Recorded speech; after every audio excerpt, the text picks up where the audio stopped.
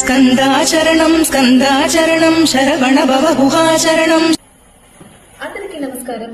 నవరాత్రుల్లో మొదటి 4 రోజులు సక్సెస్ఫుల్ గా మనం భక్తి శ్రద్ధలతో మనం ముగించుకున్నాం.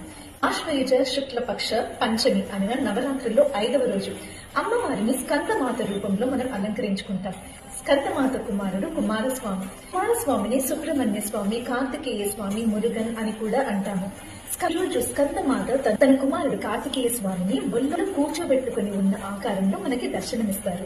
అమ్మవారికి ఈ రోజు పసుపు రంగు చీరతో అలంకరిస్తారు. కానీ కొన్ని చోట్ల నవరాత్రుల్లో 5వ రోజు ఆకుపచ్చ రంగు ఇలా కాబట్టి అమ్మవారికి ఆకుపచ్చ రంగుతో కూడా అలంకరింపవచ్చు. పసుపు రంగు ఉత్సాహం, సౌభాగ్యం, శక్తికి ప్రతీక. స్కందమాతను పూజించడం వల్ల శాంతి, మోక్షం మరియు జ్ఞానం పెరుగుతుంది. ఇంట్లో అష్టైశ్వర్యాలు పెరుగుతాయి. అమ్మవారిని పూజించే సమయంలో మనం పఠించాల్సిన మంత్రం ఓం దేవి స్కందమాతయే నమః. అమ్మవారికి ఈ రోజు